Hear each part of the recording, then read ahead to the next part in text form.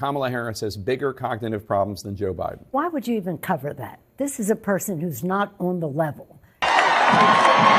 What is up, guys? Tyson Dela Cruz here. Thank you so much for rocking with me. Nancy Pelosi was on CNN today, and she had a complete meltdown when Jake Tapper asked her about Kamala Harris's policies. Because we know if we ask Kamala Harris about her policies, she's just going to say, I grew up a middle-class kid. Well, I'll start with this. I grew up a middle-class kid. You know, I was raised as a middle-class kid, and we had nice lawns. So Kamala Harris, we obviously know, doesn't have policies of her own. So where are her policies coming from? Nancy Pelosi, Clinton administration, perhaps Obama, Barry, Big Mike, who knows? But she had a complete meltdown on CNN. Shout out to everybody watching. Drop your comments down below. Smash the like button. And let's get into this video of the Crypt Keeper on CNN. Pelosi is here with us to discuss. Do you think she needs to be presenting more meat on the bones of, I get that she's from a middle-class family. It's great. And I get that she feels people's pains. Great. But what about, like, here are the 5 things I'm going to do directly for you? Does she need to be doing more of that? Well, she'll be doing some of that tomorrow once she'll put forth her economic plan. But people like to have a connection to whoever is running for office, that they share their experience, that they understand their lives. And I think that's what she is establishing. But Whoa, I got to pause the video because she said that she wants to relate with people and their lives.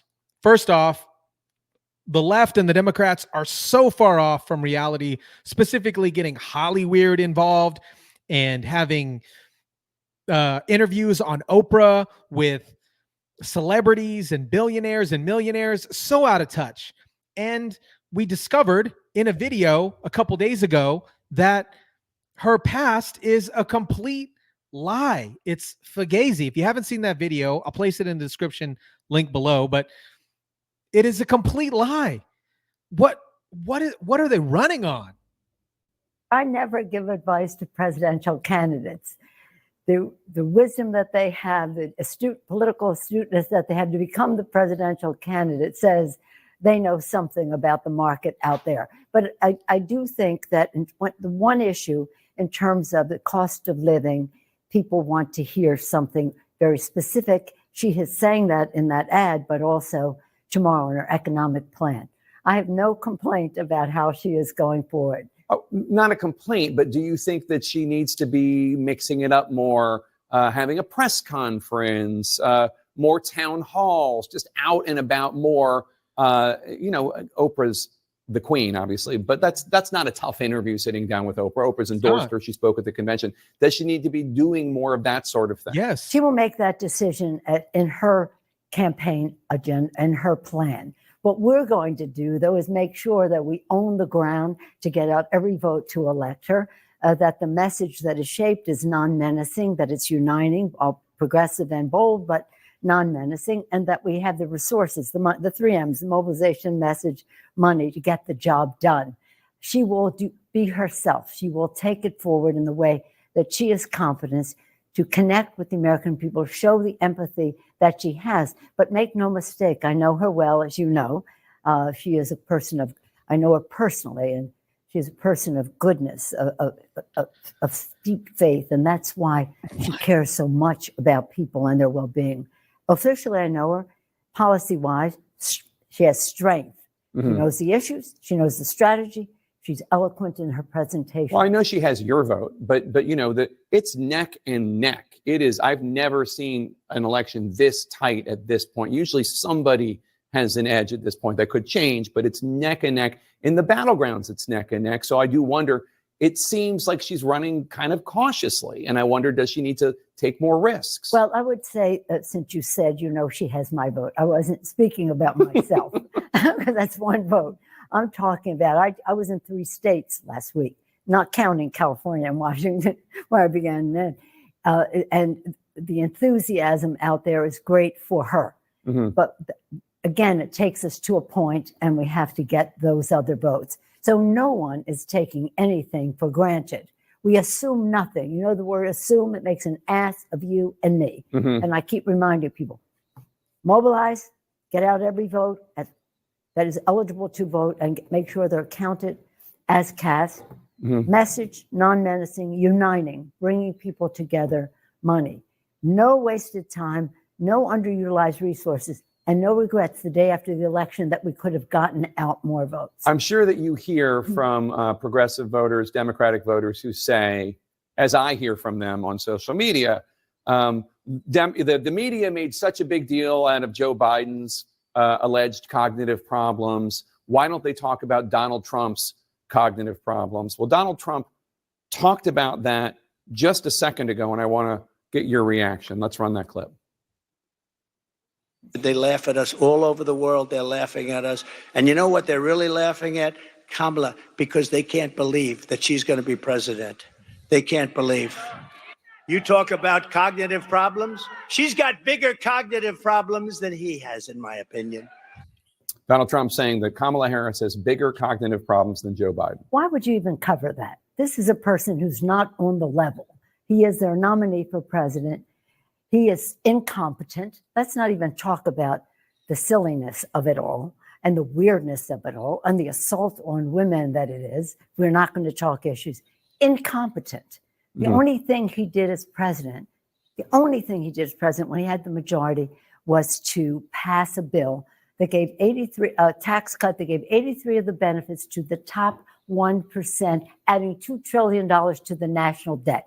The worst job creation record of anybody president since Herbert Hoover. Because of COVID, yes. Well, it's not because of COVID. We put $3 trillion into the economy when he was president, working with and the Congress working together. We put $3 trillion into the economy. So don't blame it on. And what did he do with COVID? Denial and delay, responsible for thousands and thousands of people dying. So if you're going to forgive his job record because of COVID, make sure you attribute many of those deaths to him as well. Not forgiving anything, just noting the content. Incompetent.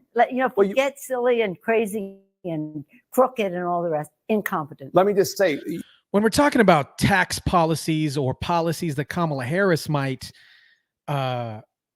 engage in if she becomes president, a lot of people are speaking out regarding her particular policies. Kamala Harris's $4 trillion tax plan will absolutely destroy the United States economy. What is your sense of this election as it stands today?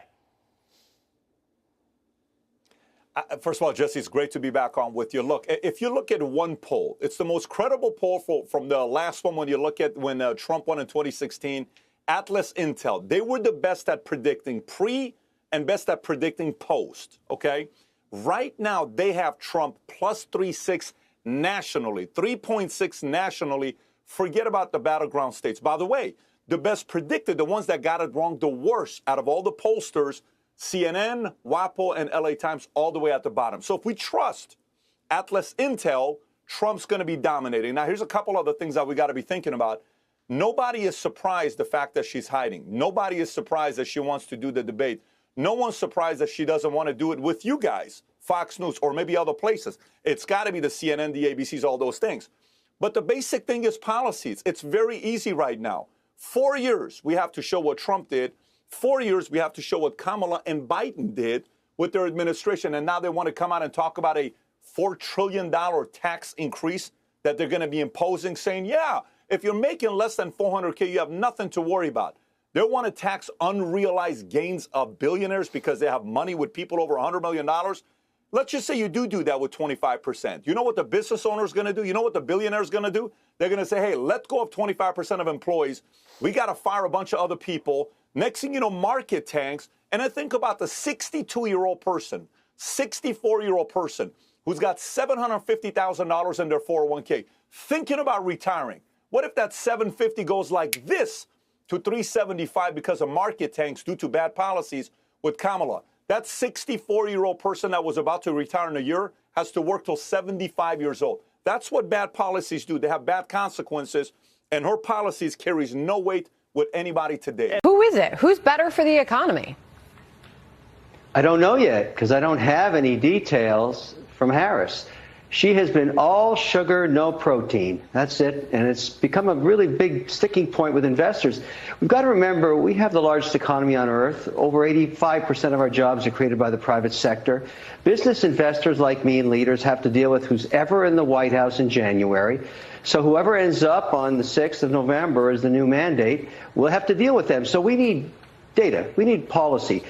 And I'm getting a little critical now because I don't have any. So I need answers around taxation. For example, if you tell me that taxes are going to be 28% plus state taxes on corporations' headquarters, I'll have to worry that they move to Ireland again, because we did that to them once, and that didn't work out for us very well. I really need to understand the idea of price controls. That didn't work in the 70s. It doesn't work anywhere else on earth. And this whole idea of taxing unrealized gains, I mean, that you got to remember, the number one export of America is the American dream. This is a 200-year-old economy that's based on supporting entrepreneurship. That destroys capital formation. Those ideas are beyond non-starters. They're crazy. And so you have to get more details on that. And I'd like her to sit down with a non-celebrity interviewer, a real reporter that asks her questions and follow-on questions. This kumbaya stuff with, you know, pictures of kids and everything, it's great, and I get it, and I'm not criticizing her for it because it's working for her in the polls. But now we need details. Why do I run that clip? I run that clip because that's the Republican presidential nominee, and I thought you might have a reaction to it. I'm about to run another clip, and this one is the House Speaker, Mike Johnson. And today he was asked whether he'd follow the regular order when it comes to the election certification process if Kamala Harris beats Donald Trump in November. We don't actually have the clip. I'm just going to tell you what he said. He said, quote, "If we have a free, fair, and safe election, we're going to follow the Constitution." What do you think of that, the caveat? Why should there be a caveat? Why don't we just all agree? Why don't we just all agree? Whoever wins, we are for the peaceful transfer of power. He's trying again to wed himself to this fake conspiracy theory about the election. But you know what? We don't agonize, we organize. And we organize to make sure that Hakeem Jeffries has that gavel on January 6th. It's very essential, not only for the issues that we care about, our kitchen table issues, lowering the cost of prescription drugs, which we have done, lowering the cost of healthcare, which we have done, lowering the cost of childcare, which we did, but we have to renew, lowering the cost of so many things, housing, as Kamala has put forth. That's all important. But our democracy is very important. And Hakeem Jeffries, now we are working as we work to elect a Democratic president and vice president, to elect a Democratic Congress, to make sure that we can't have this a personal opinion when it's an absolute fact of numbers. Are you worried? The election. Are you worried about what might happen when Congress meets in January 6, 2025, under House Speaker Johnson, if he is the speaker? And I don't know what the results are going to be, but let's assume that he's still the speaker. Are you worried? Well, first of all, Hakeem will be speaker. Second of all, if the Republicans win, they have their own fight on their hands, and that may be what he's campaigning for there. But the fact is that the government, the U.S. federal government, has declared that a national special security day. So there will be increased security around the Capitol at that time. So the mob won't be in the room. Well, nobody could ever foresee that the President of the United States, disrespecting the office that he held, would incite an insurrection in the Capitol, assaulting our Capitol, our symbol of democracy to the world, assaulting our Constitution, which called for the peaceful transfer of power, and assaulting the Congress of the United States violently. That's a lie. That is a complete lie. Donald Trump asked for support and it was denied. And what do you say to former President Trump, who blames you for January 6th and says you didn't take his offer for the National Guard? He thinks I planned my own assassination. He's sicker than I thought. 1 minute later. We have responsibility, Terry. We did not have any accountability for what was going on there, and we should have. This is ridiculous. You're going to ask me in the middle of the thing when they've already breached the inaugural stuff Should we call the Capitol Police? I mean, the National Guard? Why weren't the National Guard there to begin with? They thought that they had sufficient That resources. is not a question of how they had, but they don't know. They clearly didn't know, and I take responsibility for not having them just prepare for more. To me, with a bullet in my head and a noose for his own vice president, who would not follow his instruction to ignore the Constitution and not honor his oath to protect and defend the Constitution. The national anthem says, "Proof through the night that our flag is still there." You've heard me say that again and again. And this is our night. We have to prove through the night that our flag is still there. I'll give you another Baltimore phrase. It comes from horse racing. We're here. We're going to whip to the lead, and then we're going to whip the lead to victory. And we do not agonize. She's full of crap. She's full of crap. She's just puppeteering the Democratic nominee, inserted nominee, Kamala Harris, in her favor. And she is just filled with more crap than a porta potty at a music festival. What do you guys think about this? Drop your comments down below, smash the like button, share, subscribe, and as always, I'll catch you on the next one.